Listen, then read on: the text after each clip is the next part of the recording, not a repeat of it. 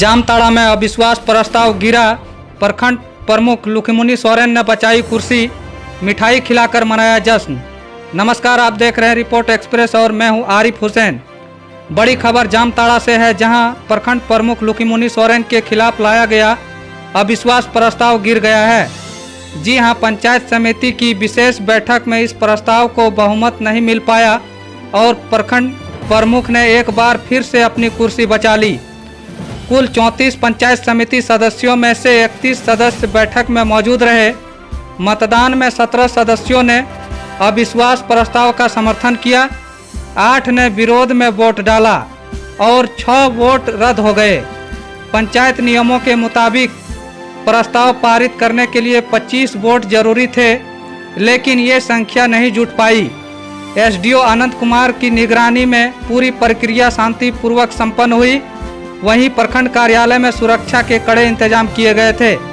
भारी संख्या में पुलिस बल की तैनाती रही और माहौल पूरी तरह सियासी रंग में रंगा रहा। वोटिंग के बाद जब प्रस्ताव खारिज हुआ तो प्रखंड प्रमुख लुखीमुनि सोरेन ने मिठाई खिलाकर इस जीत का जश्न मनाया। उन्होंने सभी सदस्यों को साथ लेकर चलने की बात कही और लोकतंत्र की जीत करार दिया। आपको बता दें कि प्रखंड प्रमुख लुखीमुनि सोरेन के पति आनंद टुडू झारखंड मुक्ति मोर्चा के वरिष्ठ नेता है। उनकी मौजूदगी के चलते झामुमो कार्यकर्ता भी पूरे दिन प्रखंड कार्यालय में डटे रहे। इस मौके पर सांसद प्रतिनिधि अशोक मंडल, झामुमो जिला अध्यक्ष नरेंद्र मुर्मू, मुखिया देवीसन हंसदा, पार्वती सोरेन और अलता देवी समेत कई पंचायत प्रतिनिधि व जनप्रतिनिधि मौजूद रहे। इस पूरे घटनाक्रम ने एक बार फिर साबित कर दिया है कि पंचायत की राजनीतिक में समीकरण कब बदल जाए कहना मुश्किल है, लेकिन फिलहाल लुखीमुनि सोरेन कुर्सी पर कायम है और अब देखना होगा कि आगे पंचायत में किस दिशा में विकास की गाड़ी बढ़ती है।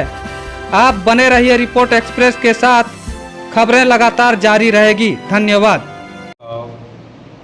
जो जामताड़ा पंचायत समिति के जो प्रमुख हैं, उनके विरुद्ध सदस्यों के द्वारा विश्वास प्रस्ताव लाया गया था, जिस प्रस्ताव पे एक समर्थक और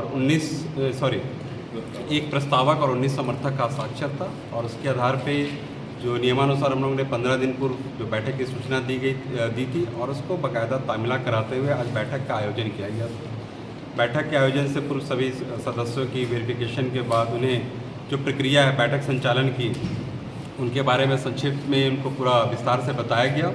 बताने के बाद जो अविश्वास प्रस्ताव में जो आरोप थे उन पे सभी सदस्यों को अपनी अपनी बात रखने का मौका दिया गया। साथ ही प्रमुख जो उपस्थित थे, हालांकि उनको वोट देने का अधिकार नहीं होता है क्योंकि उनके खिलाफ अविश्वास प्रस्ताव था, तो उनको भी रखने का मौका दिया गया था, बट उन्होंने कुछ संबंध में कुछ अपनी बातें नहीं रखी।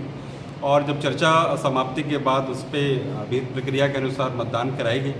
जब मतदान हुआ तो कुल 33 लोग उपस्थित थे 34 में, जिसमें एक सांसद प्रतिनिधि थे, लेकिन उनको मत देने का अधिकार नहीं है और चूँकि प्रमुख के खिलाफ था तो उनको भी मत देने का अधिकार नहीं था। तो 31 लोग उपस्थित, 33 में टोटल 31 वोटिंग हुए और 31 में 17 जो है अविश्वास प्रस्ताव के पक्ष में 17 वोट हुआ और जो विपक्ष में 8 हुए और 6 जो हैं वो रद्द हो गए।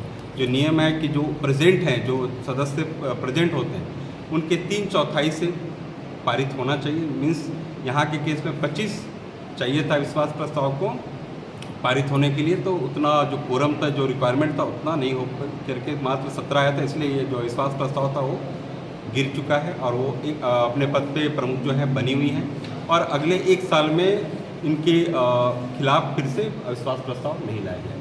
आरोप क्या सर लगा? जो भी थे उस चीज़ में इनके ऊपर थे, योजनाओं के रूप में थे, तो उसके बारे में भी चर्चा ही हुई है और जो बातें हैं उसमें